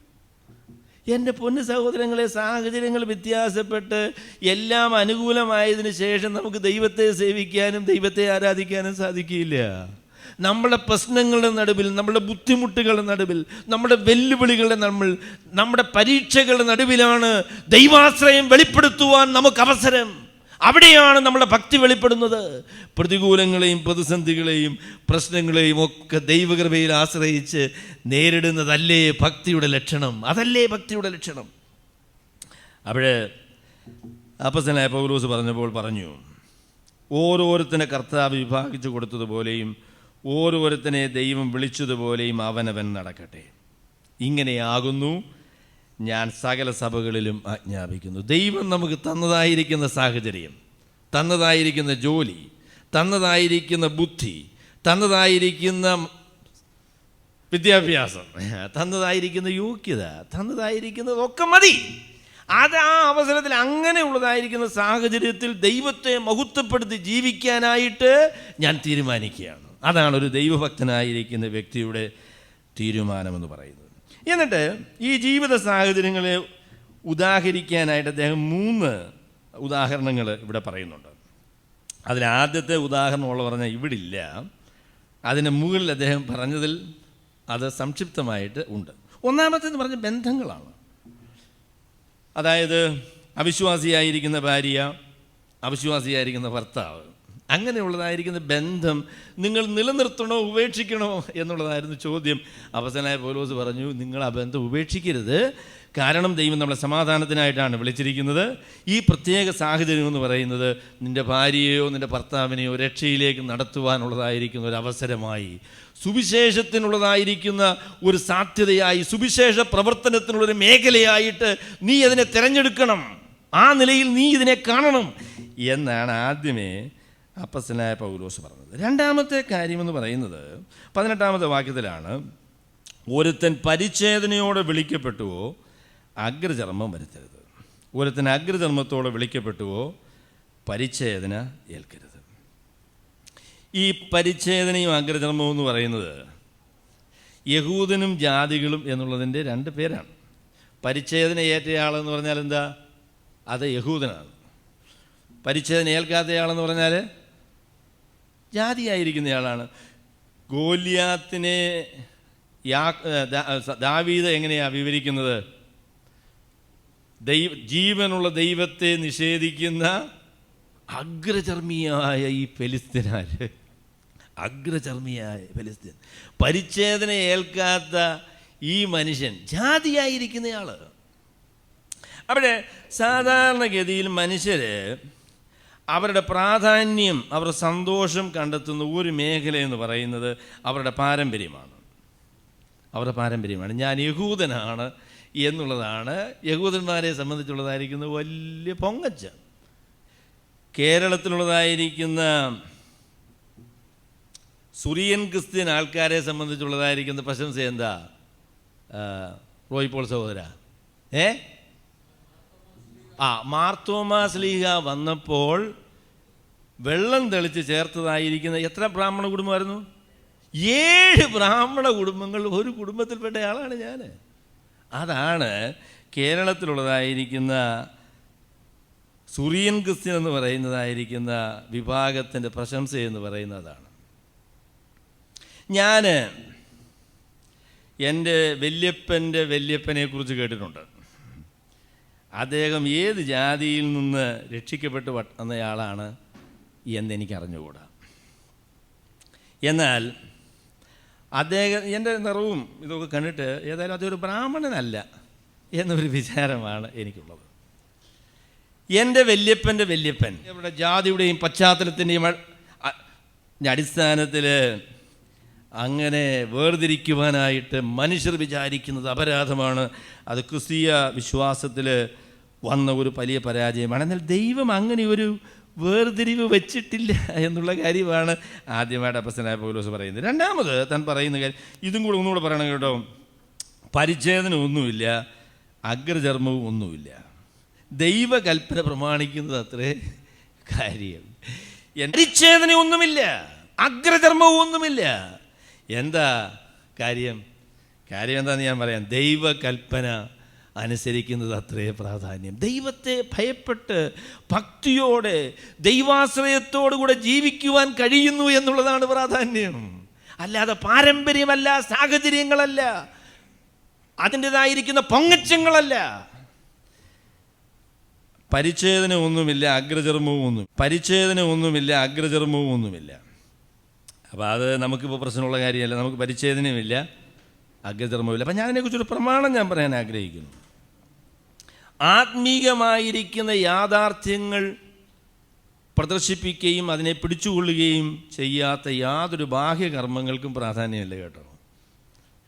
ആത്മീകമായിരിക്കുന്ന സത്യങ്ങളും യാഥാർത്ഥ്യങ്ങളും വെളിപ്പെടുത്താതെ ഉള്ളതായിരിക്കുന്ന ബാഹ്യകർമ്മങ്ങൾക്ക് ഒരു പ്രാധാന്യമില്ല. സ്നാനം ഏതുമില്ല. സ്നാനത്തെക്കുറിച്ച് ദൈവം ഉദ്ദേശിച്ചതായിരിക്കുന്ന സത്യങ്ങൾ നിങ്ങൾ പിടിച്ചുകൊള്ളുന്നില്ലെങ്കിൽ നിങ്ങൾ സ്നാനപ്പെട്ടത് വെറുതെയാണ്. തിരുവത്താഴത്തിന് വന്ന് അപ്പം നുറുക്കിയത് കൊണ്ട് അതിലെ യാഥാർത്ഥ്യങ്ങൾ നിങ്ങൾക്ക് മനസ്സിലാവുകയും ആ യാഥാർത്ഥ്യത്തോട് ചേർന്ന് ദൈവസന്നിധിയിൽ അതിൽ പങ്കെടുക്കുകയും ചെയ്യുന്നില്ലെങ്കിൽ അതുകൊണ്ട് യാതൊരു കാര്യവുമില്ല. ഭാഗിക കർമ്മങ്ങൾ കൊണ്ട് ദൈവത്തെ പ്രസാദിപ്പിക്കുവാൻ സാധിക്കുകയില്ല. അതിലെ ആത്മീയ അർത്ഥങ്ങൾക്കാണ്, അതിനോട് നമ്മൾ യോജിക്കുന്നു എന്നുള്ളതിലാണ് നമുക്ക് പ്രാധാന്യമായിട്ട് പറയാൻ സാധിക്കുന്നത്. ശരി, രണ്ടാമത് അപ്പസ്തലനായ പൗലോസ് പറയുന്ന കാര്യം, നീ ദാസനായി വിളിക്കപ്പെട്ടുവോ വ്യസനിക്കരുത്. സ്വതന്ത്രനാകുവാൻ കഴിയുമെങ്കിൽ സ്വതന്ത്രനാവുക എന്നാണ് ആ വാക്യം. 21 വാക്യം, നീ ദാസനായി വിളിക്കപ്പെട്ടുവോ വ്യസനിക്കരുത്. നീ സ്വതന്ത്രനായി വിളിക്കപ്പെട്ടുവോ സന്തോഷം. അത് ഒന്നാമത്തേത് നമ്മളുടെ പാരമ്പര്യമാണ് എങ്കിൽ, രണ്ടാമത്തെന്ന് പറയുന്നത് സാമൂഹ്യ സ്ഥിതിയാണ്. സ്വതന്ത്രനും ദാസനും. മനുഷ്യന് കാശുണ്ടോ എന്നുള്ളതില്ലയോ അവൻ്റെ പ്രാധാന്യം നിർണ്ണയിക്കാനായിട്ട് മനുഷ്യനെ ഉപയോഗിക്കുന്നതല്ലേ. ഞാൻ സ്വതന്ത്രനാണോ ദാസനാണോ എന്ന് പറഞ്ഞാൽ എൻ്റെ കയ്യിൽ കാശുണ്ട്. സാമ്പത്തികമായിരിക്കുന്ന നേട്ടങ്ങൾ, അതിൻ്റെ അടിസ്ഥാനത്തിലാണ് മനുഷ്യർക്കിന്ന് പ്രാധാന്യം കൽപ്പിച്ചിരിക്കുന്നത്. പണക്കാരായിരിക്കുന്ന ആളുകളാണ് എങ്കിൽ അവർക്ക് പള്ളിയിലും പിന്നെ സഭായോഗങ്ങളിലും ഒക്കെ മുൻനിരയിലിരിക്കാം.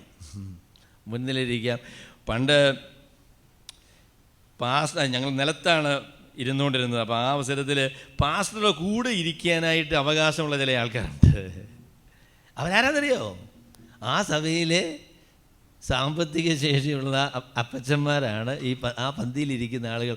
അബ്രഹാമിനോടും ഇസ്ഹാക്കിനോടും യാക്കോബിനോടും കൂടെ പന്തിയിലിരിക്കുകയല്ല, അവർ പാസ്റ്ററോട് കൂടെ പന്തിയിലിരിക്കുകയാണ്. അതിന് കാരണം എന്താണെന്ന് ചോദിച്ചാൽ അവൻ ആ സഭയിലെ സാമ്പത്തികമുള്ളതായിരിക്കുന്ന അപ്പച്ചന്മാരാണ്. അതാണ് അതിൻ്റെ കാരണം.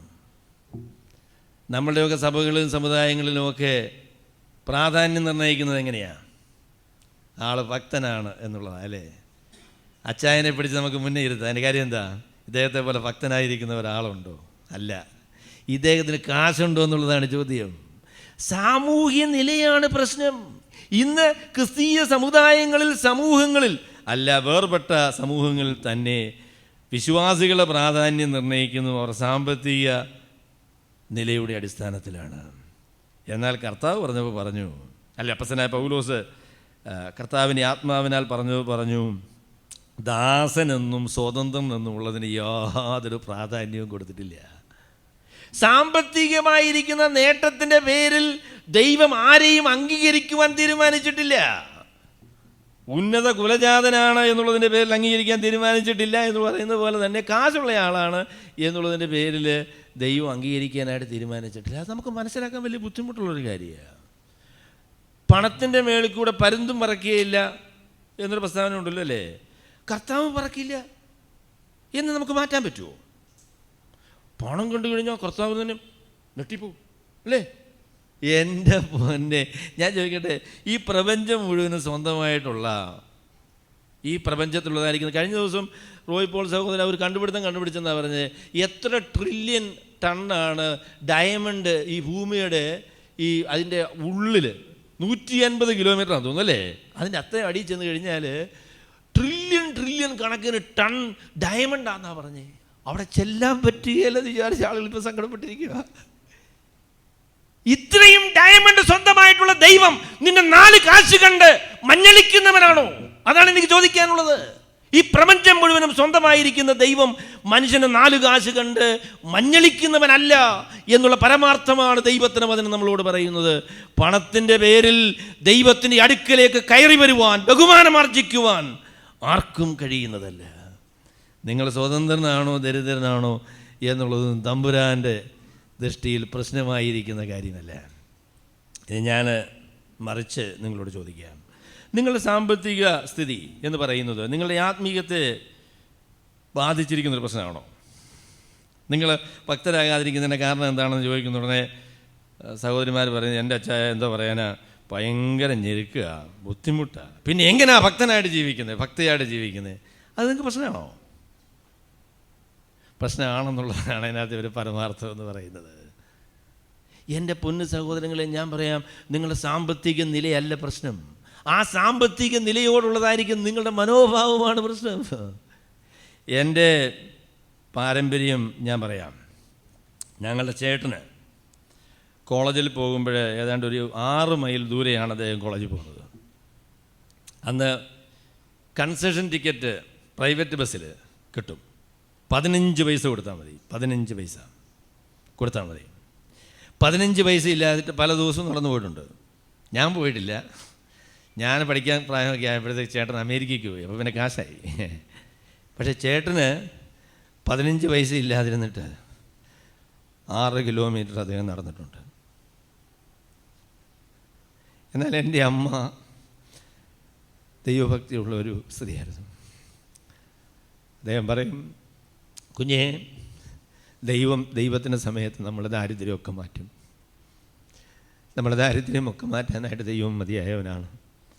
നിനക്കിന്ന് നടക്കാനുള്ള ആരോഗ്യം സ്വർഗത്തിലെ ദൈവം തന്നിട്ടില്ലേ? നല്ലോണം കാല് വലിച്ചു വെച്ച് നടക്കുക. ഞാനാണ് ഞങ്ങളുടെ വീട്ടിലെ ഏറ്റവും ചെറിയ ആൾ കേട്ടോ. എൻ്റെ ചേട്ടൻ 6 അടി നീളമുണ്ട്. അത് ഒരു കാല് വെച്ചാൽ കുറച്ച് ദൂരം പോകും. അപ്പം അമ്മ പറഞ്ഞു, ഇടാ നിനക്കെന്താ കുഴപ്പം, നീ കാല് വെച്ചങ്ങോട്ട് നടക്ക്. ഈ 6 കിലോമീറ്റർ നടന്നാൽ വലിയ സമയമൊന്നും കൊടുക്കൂല, നിനക്കങ്ങ് ചെല്ലാൻ പറ്റും. സമ്പത്ത് നമ്മുടെ ഭക്തിയുടെ അടിസ്ഥാനമല്ല. ബുദ്ധിമുട്ടും ദാരിദ്ര്യവും ഒന്നും നമ്മുടെ ഭക്തിയുടെ വിഷയമല്ല. ദൈവത്തിൽ ആശ്രയിക്കുവാൻ മനസ്സ് വയ്ക്കുന്നൊരു ദൈവ പൈതലിന് ജീവിതത്തിൻ്റെ ഏത് സാഹചര്യങ്ങളിലും ദൈവത്തെ മഹത്വപ്പെടുത്തി ജീവിക്കാനായിട്ട് സാധിക്കും. അപ്പോസ്തലനായ പൗലോസിനോട് ചോദിച്ചു നോക്കി, അദ്ദേഹം പറയും, ഫിലിപ്പിലെ അദ്ദേഹം പറയും, പട്ടിണി ഇരിക്കാൻ അറിയാമെന്ന് പറഞ്ഞു. എന്ന് പറഞ്ഞാൽ പണ്ടൊക്കെ മുണ്ടാണ്. പട്ടിണിക്കൊരു നല്ല വഴിയുണ്ട്, എന്താണെന്നറിയാമോ? മുണ്ട് വരിഞ്ഞുടുക്കുക എന്ന് പറയും. വയറിങ്ങനെ ഇരുന്നപ്പം അയച്ചു കൊടുത്തു. വയറ് ചൊങ്ങി ആഹാരമൊന്നും ഇല്ലാതെ വന്നപ്പം മുറുക്കി കൊടുത്തു. അങ്ങനെയാണ് ജീവിച്ചിട്ടുള്ളത്. ദൈവത്തെ സ്നേഹിക്കുകയും ദൈവവേല ചെയ്യുകയും ചെയ്ത ആളുകളൊക്കെ ഒരുപാട് കഷ്ടപ്പെട്ട ആളുകളാണ്. ആ കഷ്ടപ്പാടുകളൊന്നും അവരുടെ ഭക്തിക്ക് തടസ്സമായിരുന്നില്ല. ഇന്നൊക്കെ കാശ് കിട്ടിയതാണ് അവരുടെ ഭക്തിക്ക് തടസ്സമായി വന്നത്. നമ്മുടെ ജീവിതത്തിലെ ഒരു സാഹചര്യവും ദൈവത്തെ അനുസരിച്ച് ജീവിക്കുന്നതിന് തടസ്സമായിരിക്കുന്ന കാര്യമല്ല എന്ന കാര്യമാണ് ദൈവത്തിൻ്റെ വചനം നമ്മളോട് പറയുന്നത്. അവിടെ നീ ദാസനായി വിളിക്കപ്പെട്ടിരുന്നുവോ, വ്യസനിക്കരുത്. നമ്മുടെ ജീവിതത്തിൻ്റെ സാഹചര്യങ്ങൾ എന്തു തന്നെയായിരുന്നാൽ, ദാസനായിക്കോട്ടെ, സ്വീപ്പറായിക്കോട്ടെ, കളക്ടറായിക്കോട്ടെ, ഇതൊന്നും നമ്മളെ ഭക്തനാക്കുന്നതോ അഭക്തനാക്കുന്നതോ ആയിരിക്കുന്ന കാര്യമല്ല. ഈ സാഹചര്യങ്ങളിലൊക്കെ ദൈവത്തെ ആശ്രയിച്ച് ജീവിക്കാനാണ് സാധിക്കും. കഴിഞ്ഞ ദിവസം ഞാൻ വായിച്ച ഒരു വാർത്തയിൽ ഒരു സ്ത്രീ, അവർ ഒരു സ്വീപ്പറാണ്, ഏത് ഡിപ്പാർട്ട്മെൻറ്റാണെന്ന് ഞാൻ ഓർക്കുന്നില്ല, ഒരു സ്വീപ്പറാണ്. അവർ റിട്ടയർ ചെയ്തു. അവർ റിട്ടയർ ചെയ്തപ്പോൾ അവരെ സ്വീകരിക്കാനായിട്ട് 2 ആൾക്കാർ വന്നു. ഒന്ന് ആ സ്ഥലത്ത് കുറച്ച് ദൂരെ ഉള്ളതായിരിക്കുന്ന ഒരു ഡിസ്ട്രിക്റ്റിലെ കളക്ടറാണ്. അദ്ദേഹം വന്നതിന് ശേഷം ഈ സ്ത്രീയുടെ കാലിൽ പാദത്തിൽ തൊട്ട് നമസ്കരിച്ചു. അപ്പോൾ ആൾക്കാരൊക്കെ ചോദിച്ചോട്ടോ, കൂടുതലുള്ള ആൾക്കാരൊക്കെ ചോദിച്ചു ഇതാരാന്ന് ചോദിച്ചു. അപ്പോൾ അദ്ദേഹം പറഞ്ഞു എൻ്റെ മകനാണെന്ന് പറഞ്ഞു. ഇദ്ദേഹം ആരാണ്? അദ്ദേഹം IAS കിട്ടി കളക്ടറായിട്ട് ഇന്ന സ്ഥലത്ത് ജോലി ചെയ്യുന്നയാളാണ്. മറ്റൊരു മകൻ വന്ന് അവരെ കാല് തൊട്ട് നമസ്കരിച്ചു. അവനെന്ന് ചോദിച്ചു അവിടുത്തെ ഒരു ഡിപ്പാർട്ട്മെൻറ്റിലെ ചീഫ് എഞ്ചിനീയറാണ്. അപ്പോൾ എന്ന് ചോദിച്ചാൽ നിങ്ങൾക്ക് ഇത്രയും സാഹചര്യം ഉണ്ടായിട്ട് നീ എന്തിനാ ഈ തൂപ്പിൻ്റെ പരിപാടി നിർത്താഞ്ഞെന്ന് ചോദിച്ചു.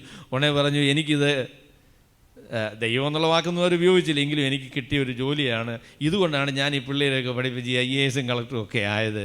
ഏതായാലും ഇത് റിട്ടയർ ചെയ്യുന്നവർ ഈ ജോലി ചെയ്യാനായിട്ട് ഞാനങ്ങ് തീരുമാനിച്ചതാണ് എന്ന് പറഞ്ഞു.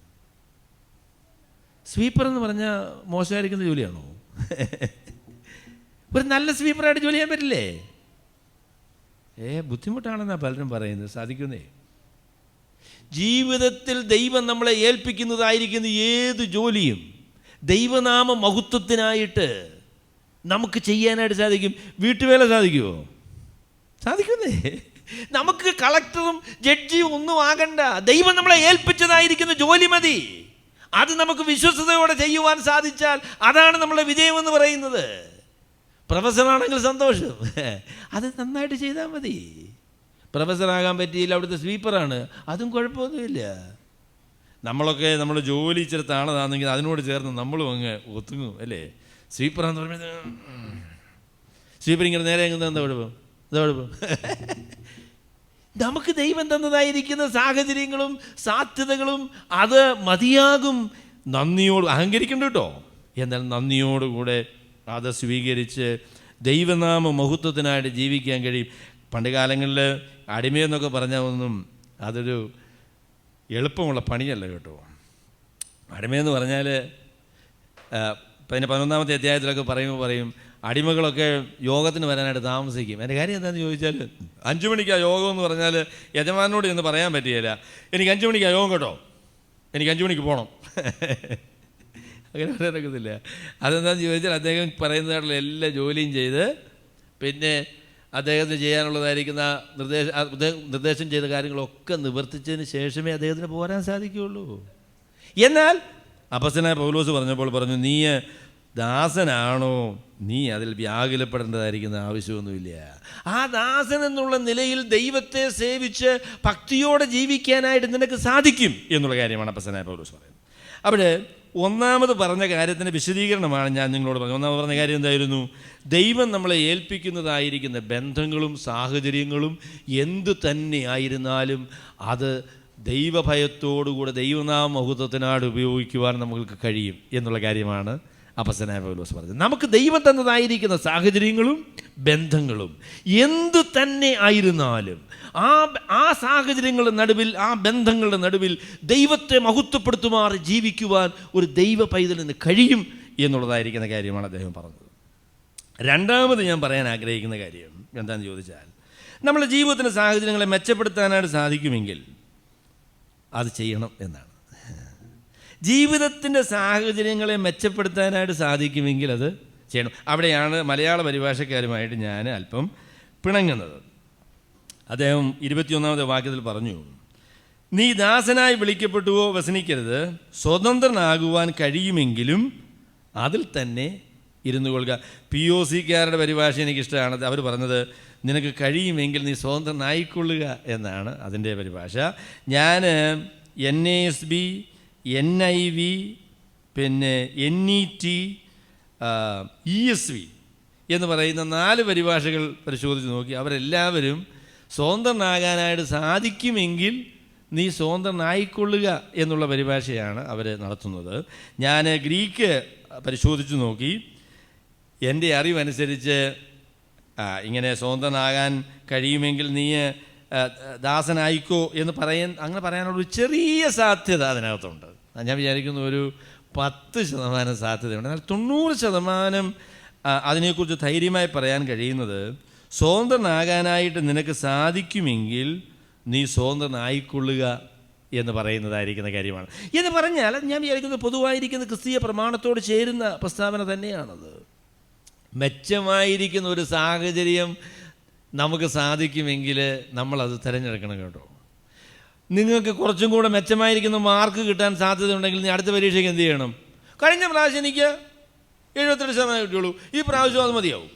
എന്ന് തീരുമാനിക്കേണ്ട ആവശ്യമൊന്നുമില്ല. നിങ്ങൾക്ക് ഇനിയുമുള്ള പരീക്ഷയെ കുറച്ചുകൂടെ മെച്ചമായിരിക്കുന്ന മാർക്ക് വാങ്ങിക്കാനായിട്ട് സാധിക്കും, കഴിയുമെങ്കിൽ. അതിനുവേണ്ടി ചാവുമെന്നും വേണ്ട കേട്ടോ. എനിക്ക് പ്രീ ഡിഗ്രിക്കല്ല, SSLCക്ക് മലയാളത്തിന് 47 മാർക്ക് കിട്ടുള്ളൂ. 47 മാർക്ക് എന്ന് പറഞ്ഞാൽ തീരെ കുറവല്ല. 40. എനിക്കെന്തോ ഒരു സങ്കടമായിരുന്നറിയോ, എനിക്ക് ഭയങ്കര സങ്കടമായിരുന്നു. 47 മാർക്കേ എനിക്ക് 10ാം ക്ലാസ്സിൽ കിട്ടിയുള്ളൂ എന്നുള്ളത് കൊണ്ട് എനിക്ക് എന്ത് പ്രശ്നമുണ്ടായി? എനിക്ക് വല്ല പ്രശ്നമുള്ളതായിട്ട് റോയ് പ്രോത്സാഹനം തോന്നുന്നുണ്ടോ? എനിക്കൊരു പ്രശ്നവുമില്ല. എൻ്റെ കുഞ്ഞുങ്ങളെ നിങ്ങൾക്ക് 2 മാർക്ക് കുറച്ച് പോയി വിചാരിച്ച് ജീവിതം ഒന്നും ഇല്ലാതാകാനും അതിലൊരു വലിയ വ്യത്യാസം വരാനും ഒന്നും പോകുന്നില്ല. നമുക്ക് അന്നേരമൊക്കെ ഒരു പ്രയാസമൊക്കെ ഉണ്ടെന്നുള്ളത് ശരിയാണ്. ഇതിനൊന്നും അത്രയും പ്രാധാന്യമൊന്നുമില്ല. ജീവിതത്തെ നിർണ്ണയിക്കുന്ന, തീരുമാനിക്കുന്ന, വിജയവും പരാജയവും തീരുമാനിക്കുന്ന കാര്യങ്ങളൊന്നുമല്ലത്. എന്നാൽ മെച്ചമായിരിക്കുന്നൊരു സാഹചര്യം ലഭിക്കുമെങ്കിൽ, പുരോഗതി എന്ന് പറയുന്നത് ദൈവം അനുവദിച്ചിരിക്കുന്നതായിരിക്കുന്ന കാര്യമാണ്. നിങ്ങൾക്ക് ഇന്ന് 15,000 ഉറുപ്പികയെ ശമ്പളം കിട്ടുന്നുള്ളൂ. 25,000 രൂപ ശമ്പളം കിട്ടാനുള്ളതായിരിക്കുന്ന ഒരു ജോലിക്ക് നിങ്ങളെ വിളിക്കുക, ഞാൻ ഭക്തനാണ്, എനിക്ക് 15,000 മതി എന്ന് പറയേണ്ട കാര്യമില്ല. പിന്നെ 15,000 രൂപ കിട്ടുന്ന ജോലിയിൽ ചില പ്രത്യേക ആനുകൂല്യങ്ങളും സഹായങ്ങളും ഒക്കെ ഉണ്ട്, സഭായോഗത്തിന് വരാനായിട്ട് സൗകര്യമാണ് എങ്കിൽ നിങ്ങളുടെ തിരഞ്ഞെടുപ്പിനെ സംബന്ധിച്ച് നിങ്ങൾ അതിനെക്കുറിച്ച് ചിന്തിക്കണം. പക്ഷേ മെച്ചമായിരിക്കുന്ന ഒരു ജോലിയും മെച്ചമായ കാശും കിട്ടുമെങ്കിൽ അത് തിരഞ്ഞെടുക്കണം. എന്നിട്ട് ദശാംശം എന്ത് ചെയ്യണം? ബാബു ജോർജ് സഹോദരൻ അയച്ചു തരണം, അല്ലേ? അത് നല്ല കാര്യമാണ്.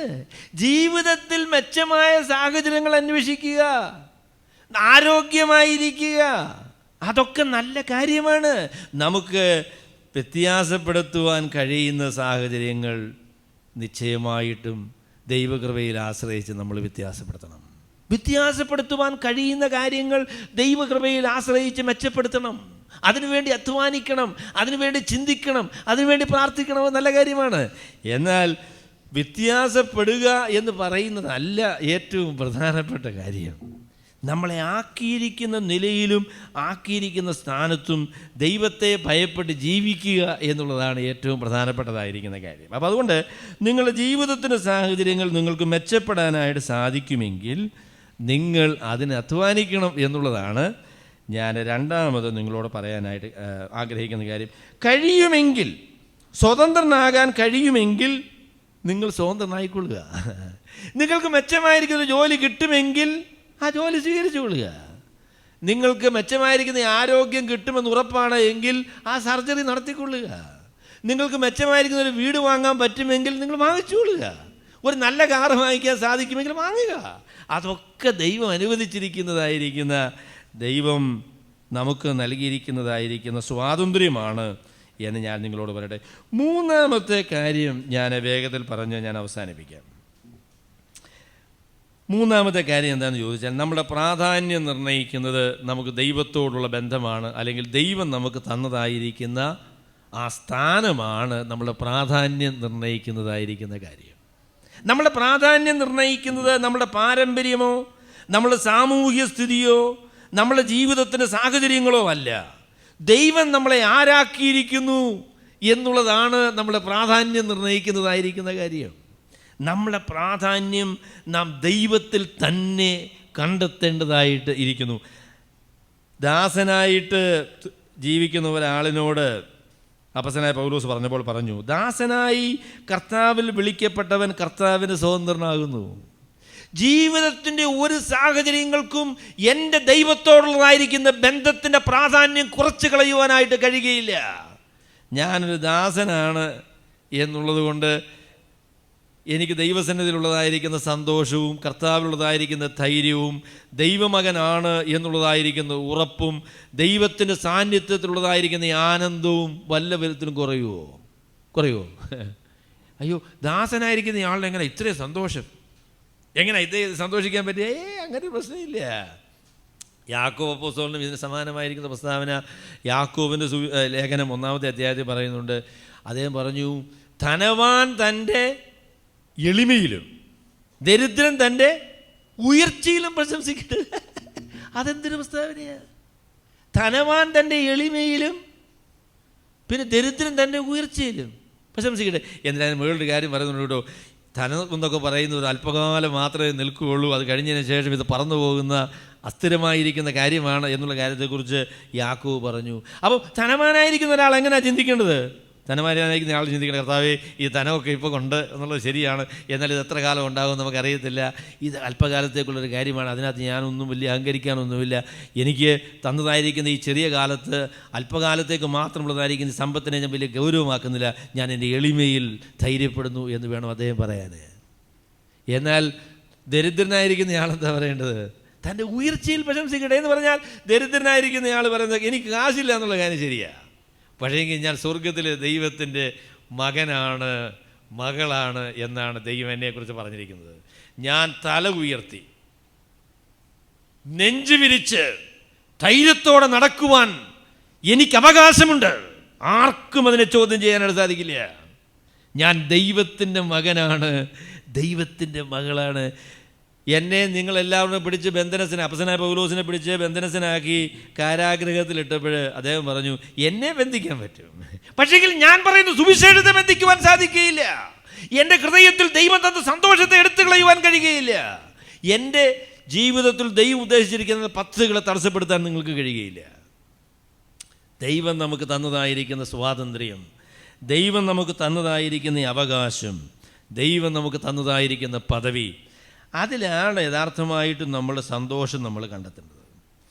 ദാസനായി കർത്താവിൽ വിളിക്കപ്പെട്ടവൻ കർത്താവിന് സ്വതന്ത്രനാകുന്നു, അങ്ങനെ തന്നെ സ്വതന്ത്രനായി വിളിക്കപ്പെട്ടവൻ കർത്താവിൻ്റെ ദാസനാകുന്നു. സ്വതന്ത്രനായിട്ടാണ് എന്ന് നിങ്ങൾ വിചാരിക്കുന്നുവെങ്കിൽ നിങ്ങൾ ഓർത്തുകൊള്ളണം, നിങ്ങൾക്ക് സ്വതന്ത്രമായി ഇഷ്ടം പോലെ ജീവിക്കാനുള്ള അനുവാദമില്ല. കാരണം നിങ്ങൾ കർത്താവിൻ്റെ ദാസനാണ്. യേശു ക്രിസ്തുവിൻ്റെ കർത്തൃത്വത്തിൻ്റെ കീഴിൽ നിങ്ങളെ തന്നെ സമർപ്പിച്ചതായിരിക്കുന്നയാളാണ്. ദാസനായിട്ടാണ് എങ്കിൽ നമുക്ക് പറയാനുള്ളത്, കർത്താവായ യേശു ക്രിസ്തുവിൽ ദൈവം എന്നെ ദൈവത്തിൻ്റെ മകനായി മകളായിട്ട് സ്വീകരിച്ചിരിക്കുന്നു, ഞാൻ ദൈവസന്നിധിയിൽ മറ്റുള്ള ഏത് ദൈവ പൈതലിനെയും പോലെ പ്രാധാന്യമുള്ള ആളാണ് എന്നെനിക്ക് ധൈര്യമായിട്ട് പറയാം. സാധാരണഗതിയിൽ ക്രിസ്തീയ വിശ്വാസത്തിൻ്റെ നേരെ ഇന്ന് വർത്തമാനകാലത്ത് ദൈവത്തിൻ്റെ ശത്രുക്കൾ ഉന്നയിക്കുന്നൊരു കാര്യമുണ്ട്. 1-ാം നൂറ്റാണ്ടിൽ അപ്പസ്തലനായ പൗലോസും കർത്താവും ഒന്നും അടിമ ഈ ദാസ വേലകളെ അതിനെ നിഷേധിച്ചില്ലല്ലോ, അതിനെ നിർമ്മാർജ്ജനം ചെയ്തില്ലല്ലോ എന്ന് പറയുന്നതായിരിക്കുന്ന ഒരു ആരോപണം സാധാരണഗതിയിൽ കേൾക്കുന്ന ഒരു ആരോപണമാണ്. എന്നാൽ അപ്പസ്തലനായ പൗലോസ് പറയുന്നത് എന്താണെന്ന് ചോദിച്ചാൽ, ഈ ഭൗതികമായിരിക്കുന്ന അടിമത്വത്തിനും ഭൗതികമായിരിക്കുന്ന ബന്ധനങ്ങൾക്കും ഒന്നും ദൈവസന്നിധിയിൽ സ്ഥാനമില്ല. ദൈവത്തിൻ്റെ സഭയിൽ ദൈവമക്കളുടെ ഇടയിൽ എല്ലാ വിശ്വാസികളും തുല്യരാണ്. അതുകൊണ്ട് നിർമ്മാർജ്ജനം ചെയ്യാനൊന്നും അവർ പരിശ്രമിച്ചില്ലെങ്കിലും ദൈവമക്കളുടെ ഇടയിൽ ഇങ്ങനെ പറയുന്ന പരിപാടികളൊക്കെ ഇല്ലാതെയായി. ഒനേസിമോസ് എന്ന് പറയുന്നതായിരിക്കുന്ന ഒരു മനുഷ്യൻ, അദ്ദേഹം കൊലോസിയിൽ ഫിലേമോൻ്റെ വീട്ടിലെ അടിമയായിരുന്നു. അദ്ദേഹം അവിടുന്ന് ചില സാധനങ്ങളൊക്കെ അടിച്ചു മാറ്റി അവിടുന്ന് ഓടിപ്പോയി അവസാനം റോമയിൽ വെച്ചായിരിക്കണം അപ്പസ്തലനായ പൗലോസുമായിട്ട് കണ്ടുമുട്ടി അവിടെ വെച്ച് ഒരു ദൈവ പൈതലായി തീർന്നു. എന്നിട്ട് പൗലോസ് പറഞ്ഞു, കുഞ്ഞെ നീ ഒരു കാര്യം ചെയ്യണം, നീ തിരിച്ച് ചെന്ന് ഫിലേമോനോട് നിരപ്പ് പ്രാപിക്കണം, അല്ലാതെ കാര്യം ശരിയാവില്ല, നീ അങ്ങോട്ട് തിരിച്ചു ചെല്ലണം. അപ്പോൾ തനിക്കൊരു എഴുത്തെഴുതി കയ്യിൽ കൊടുത്താണ് അദ്ദേഹത്തെ മടക്കി വിടുന്നത്. അതാണ് ഫിലേമോൻ എഴുതിയതായിരിക്കുന്ന ലേഖനം. ഉടനെ ഫിലേമോനോട് പൗലോസ് പറയുന്ന പ്രസ്താവനയുണ്ട്, നീ ഇവനെ എന്നെ കൈക്കൊള്ളുന്നത് പോലെ തന്നെ കൈക്കൊള്ളണം എന്ന് പറഞ്ഞു. നീ ഇവനെ എന്നെ കൈക്കൊള്ളുന്ന പോലെ. അപ്പസ്തലനായ പൗലോസ് ആണ് ഫിലേമോനെയൊക്കെ രക്ഷയിലേക്ക് നടത്തിയ ആൾ, അപ്പസ്തലനായിരിക്കുന്ന ആളാണ്. അദ്ദേഹം വീട്ടിൽ വന്നാൽ ഫിലേമോനും ഫിലേമോൻ്റെ ഭാര്യ അപ്പിയും പിന്നെ മക്കളും ഒക്കെ ചാടി എഴുന്നേറ്റ് നിൽക്കും. അയ്യോ, ആരാ പൗലോസ് ഇല്ലയോ വന്നത്? പറഞ്ഞു, ഒനേസിമോസ് എന്ന് പറയും നിങ്ങളുടെ ദാസൻ, അടിമ, അദ്ദേഹത്തെ ഞാൻ നിങ്ങളുടെ വീട്ടിലേക്ക് മടക്കി വിടുകയാണ്. പക്ഷേ അവൻ നിങ്ങളുടെ വീട്ടിൽ വരുമ്പോൾ, ഞാൻ വീട്ടിൽ വരുമ്പോൾ എത്രയും ബഹുമാനം എന്നോട് നിങ്ങൾ കാണിക്കുമോ, ആ ബഹുമാനമാണ് അദ്ദേഹത്തോട് കാണിക്കുവാൻ ഞാൻ പ്രതീക്ഷിക്കുന്നത് എന്ന് പറഞ്ഞു. ഒനേസിമോസിനെ കുറിച്ച് പിന്നീട് ബൈബിളിൽ പറഞ്ഞിട്ടില്ല, പക്ഷേ ചരിത്രത്തിൽ പറയുന്നത് അദ്ദേഹം അവിടുത്തെ ബിഷപ്പായി എന്നാണ്. ഈ ദാസനായിരുന്ന അടിമയായിരുന്ന മനുഷ്യൻ പിന്നെ ആ ഭാഗത്തുള്ളതായിരിക്കുന്ന ഒരു വലിയ കൂടിയ സഭയിലെ മൂപ്പനാണ്, അദ്ദേഹം ബിഷപ്പാണ്. എൻ്റെ പ്രിയമുള്ളവരെ, നമുക്ക് ഉള്ളതായിരിക്കുന്ന പ്രാധാന്യം എന്ന് പറയും നമ്മുടെ സാഹചര്യങ്ങൾ നമുക്ക് തരുന്നതായിരിക്കുന്ന പ്രാധാന്യമല്ല, നമ്മുടെ സമ്പത്ത് നമുക്ക് തരുന്നതായിരിക്കുന്ന പ്രാധാന്യമല്ല, നമ്മുടെ സൗന്ദര്യം നമുക്ക് തരുന്നതായിരിക്കുന്ന പ്രാധാന്യമല്ല. പിന്നെയോ എൻ്റെ കർത്താവിൻ്റെ രക്തത്താൽ എന്നെ വിലയ്ക്ക് വാങ്ങി ദൈവത്തിൻ്റെ വകയായി, ദൈവത്തിൻ്റെ സ്വന്തമായി, കർത്താവായ യേശുക്രിസ്തുവിൻ്റെ മകനായി മകളായി ദൈവം എന്നെ തീർത്തിരിക്കുന്നു എന്നുള്ളതായിരിക്കുന്ന ധൈര്യമാണ് നമ്മുടെ ജീവിതത്തിൽ ദൈവം നൽകിയിരിക്കുന്നത്. അപ്പോൾ അതുകൊണ്ട് ജീവിതത്തിൻ്റെ ഒരു സാഹചര്യങ്ങളെയും നമുക്ക് ഭയപ്പെടുവാൻ ആവശ്യമില്ല, അതിനെ ഒന്നും ഗണ്യമാക്കുവാൻ ആവശ്യമില്ല. എന്ന് പറഞ്ഞാൽ നമ്മളെ ഭയപ്പെടുത്തുവാൻ തക്കവണ്ണം ഗണ്യമാക്കുവാൻ ആവശ്യമില്ല. നമുക്ക് ദൈവം തന്നതായിരിക്കുന്ന ജീവിതത്തിൻ്റെ ഏത് സാഹചര്യങ്ങളെയും ദൈവനാമ മഹത്വത്തിനായി ദൈവത്തിൽ ആശ്രയിച്ച് അതിനെ ഉപയോഗിക്കുവാനായിട്ട് നമുക്ക് കഴിയും. അതാണ് ദൈവം നമ്മളെക്കുറിച്ച് ആഗ്രഹിക്കുന്നത്. നമ്മളെ പ്രാധാന്യം നിർണ്ണയിക്കുന്നത് ഈ സാഹചര്യങ്ങളും ഈ പറയുന്നതായിരിക്കുന്ന കാര്യങ്ങളും ഒന്നുമല്ല, ദൈവത്തോട് നമുക്കുള്ളതായിരിക്കുന്ന ബന്ധമാണ്. അതിനെക്കുറിച്ച് അപ്പോസ്തലനായ പൗലോസ് പറയുന്ന പ്രസ്താവന ഞാൻ വീണ്ടും വായിക്കട്ടെ. അദ്ദേഹം പറഞ്ഞു, നിങ്ങളെ വിലയ്ക്ക് വാങ്ങിയിരിക്കുന്നു, മനുഷ്യർക്ക് ദാസന്മാരാകരുത്, നിങ്ങളെ വിലയ്ക്ക് വാങ്ങിയിരിക്കുന്നു. കർത്താവായ യേശുക്രിസ്തുവിൽ കൂടെ ദൈവം തൻ്റെ പുത്രനെ തന്നെ നമുക്ക് വേണ്ടി തന്ന്, തൻ്റെ പുത്രൻ്റെ രക്തത്താൽ അവൻ്റെ പാപപരിഹാര ബലിയുടെ അടിസ്ഥാനത്തിൽ തൻ്റെ രക്തം കൊടുത്ത് നമ്മളെ വിലയ്ക്ക് വാങ്ങിയതായിരിക്കുന്ന ആളുകളാണ്. നമുക്ക് എത്രത്തോളം പ്രാധാന്യമുണ്ട്? യേശുക്രിസ്തുവിനെ മരിക്കാൻ കൊടുക്കാൻ തക്കവണ്ണമുള്ള പ്രാധാന്യം നമുക്കുണ്ട്. യേശുക്രിസ്തുവിനെ ക്രൂശിൽ കയറ്റുവാൻ പിതാവായ ദൈവം തീരുമാനിക്കുവാൻ തക്കവണ്ണമുള്ള പ്രാധാന്യം ദൈവം എനിക്കും നിങ്ങൾക്കും വെച്ചിരിക്കുകയാണ്. അതാണ് നമ്മളെ പ്രാധാന്യം എന്ന് പറയുന്നത്, അതാണ് നമ്മുടെ ധൈര്യം എന്ന് പറയുന്നത്. ഞാൻ ദൈവത്തിൻ്റെ പൈതലാണ്. സ്വർഗത്തിലെ ദൈവം തൻ്റെ പുത്രനായ യേശുക്രിസ്തുവിൻ്റെ രക്തം എനിക്ക് വേണ്ടി കൊടുത്ത് എന്നെ വിലയ്ക്ക് വാങ്ങി വാത്സല്യഭാജനമായി, വാത്സല്യപുത്രനായി, വാത്സല്യപുത്രിയായിട്ട് ദൈവം എന്നെ തിരഞ്ഞെടുത്തിരിക്കുകയാണ്. അതാണ് എൻ്റെ പ്രാധാന്യമെന്ന് പറയുന്നത്, അല്ലാതെ ജീവിതത്തിൻ്റെ സാഹചര്യങ്ങളല്ല. അതുകൊണ്ട് പ്രിയമുള്ളവരെ, ദൈവം നമ്മളെ വിളിച്ച, ദൈവം നമുക്ക് അളന്നു തന്ന, ദൈവം നമ്മുടെ ജീവിതത്തിൽ നമുക്ക് ഒരുക്കി വെച്ചതായിരിക്കുന്ന ജീവിതത്തിൻ്റെ സാഹചര്യങ്ങളെ നമുക്ക് സന്തോഷത്തോടെ സ്വീകരിക്കാം. ആ സാഹചര്യങ്ങളുടെ നടുവിൽ തളർന്നു പോകാതെ അതിൻ്റെ വെല്ലുവിളികൾ ദൈവകൃപയിൽ ആശ്രയിച്ച് നമുക്കതിനെ നേരിടാം. ദൈവം അതിനാവശ്യമായിരിക്കുന്ന കൃപ നമുക്ക് തരും. ഞാൻ പറയാം, വെളിച്ചം ഏറ്റവും പ്രകാശപൂർണമായി തീരുന്നത് അതിന് ചുറ്റും പടരുന്ന ഈ അന്ധകാരത്തിന് നടുവിലാണ്. ഒരു മെഴുകുതിരിയുടെ വെളിച്ചം എപ്പോഴാണ് വരുന്നത്? നട്ടുച്ചയ്ക്ക് മെഴുകുതിരി എന്ന് വിളിച്ചുകൊണ്ട് ഉണ്ടോ? ഇല്ല. മെഴുകുതിരിയുടെ വെളിച്ചമാകുന്നത് അർദ്ധരാത്രിയിലാണ്. ജീവിതത്തിൻ്റെ ചുറ്റും അന്ധകാരം പടർന്ന് പന്തലിച്ച് ജീവിതത്തെ മൂടിക്കളയും എന്ന് വെക്കുമ്പോൾ അതിൻ്റെ നടുവിലാണ് ഒരു വിശ്വാസിയുടെ വിശ്വാസം ഏറ്റവും മനോഹരമായിട്ട് പ്രദർശിപ്പിക്കപ്പെടുന്നത്. പ്രശ്നങ്ങളുടെയും പ്രതികൂലങ്ങളുടെയും പ്രതിസന്ധികളുടെയും വെല്ലുവിളികളുടെയും നടുവിലാണ് നമ്മളെ വിശ്വാസത്തെ പ്രസിദ്ധപ്പെടുത്തുവാനായിട്ട് ദൈവം നമ്മെ അനുവദിക്കുന്നത്. അതുകൊണ്ട് ദൈവം നമുക്ക് അനുവദിച്ച എല്ലാ പ്രശ്നങ്ങൾക്കായിട്ടും നമുക്ക് ദൈവത്തിന് സ്തോത്രം ചെയ്യാം. നമ്മുടെ ജീവിതത്തിലെ വേദനകൾക്കായിട്ട് കർത്താവിന് നമുക്ക് നന്ദി പറയാം. അവൻ നമുക്ക് തന്ന സാഹചര്യങ്ങൾക്കായിട്ട് നമുക്ക് കർത്താവിനെ സ്തുതിക്കാം. സ്വതന്ത്രനായാലും സ്തോത്രം, ബന്ധനസ്ഥനായാലും സ്തോത്രം, ആരോഗ്യമുള്ളവനായാൽ സ്തോത്രം, രോഗിയായി തീർന്നാൽ സ്തോത്രം. ദൈവം തന്ന ബന്ധങ്ങൾ അവയ്ക്കായിട്ട് സ്തോത്രം. അവയൊന്നും എന്നെ ബന്ധനസ്ഥനാക്കുകയില്ല. അതിൻ്റെ നടുവിൽ ദൈവത്തിൻ്റെ കൃപയിൽ ആശ്രയിച്ച് ജീവിക്കും എന്ന് നമുക്ക് ധൈര്യത്തോടെ പറയാം. അതിനായിട്ട് സർവശക്തനായ ദൈവം നമ്മെ സഹായിക്കുമാറാകട്ടെ. ഞങ്ങളെ സ്നേഹിക്കുന്ന ഞങ്ങളുടെ വാഴ്ത്തപ്പെട്ട പിതാവേ, ഞങ്ങളുടെ ജീവിതത്തിൻ്റെ ഓഹരിയായി, അവകാശമായി അവിടുന്ന് ഞങ്ങൾക്ക് തന്നിരിക്കുന്ന ബന്ധങ്ങൾക്കായിട്ട്, സാഹചര്യങ്ങൾക്കായിട്ട്, അവസരങ്ങൾക്കായിട്ട് ഞങ്ങൾ നന്ദിയോടുകൂടി അവിടുത്തേക്ക് സ്തോത്രങ്ങൾ അർപ്പിക്കുന്നു. ഞങ്ങളുടെ ധൈര്യം ഒരിക്കലും ഞങ്ങളുടെ സാഹചര്യങ്ങളിലല്ല എന്ന് ഞങ്ങൾ അവിടുത്തെ സന്നിധിയിൽ ഏറ്റുപറയുന്നു. കർത്താവേ, ഞങ്ങളുടെ ധൈര്യവും പ്രതീക്ഷയും പ്രത്യാശയും ഞങ്ങൾക്ക് വേണ്ടി തൻ്റെ ജീവനെ വെച്ച് തന്ന ഞങ്ങളുടെ കർത്താവിൽ തന്നെയാണ്.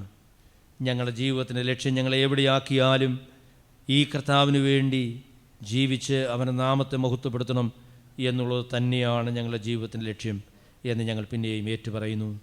അതിനായി ഞങ്ങളെ പ്രാപ്തിപ്പെടുത്തണം എന്ന് ഞങ്ങൾ അങ്ങയോട് പ്രാർത്ഥിക്കുന്നു. വക്രതയും കോട്ടവുമുള്ള ഈ തലമുറയുടെ നടുവിൽ അനിന്യരും പരമാർത്ഥികളും ദൈവത്തിൻ്റെ നിഷ്കളങ്ക മക്കളുമായി ഈ ലോകത്തിൽ ജ്യോതിസുകളെ പോലെ പ്രകാശിക്കുവാൻ ഞങ്ങളെ അവിടുന്ന് ഉപയോഗിക്കണമേ. അവിടുന്ന് ഞങ്ങളെ ബലപ്പെടുത്തണമേ എന്ന് ഞങ്ങൾ പ്രാർത്ഥിക്കുന്നു. കർത്താവായ യേശു ക്രിസ്തുവിൻ്റെ വിലയേറിയ നാമത്തിൽ.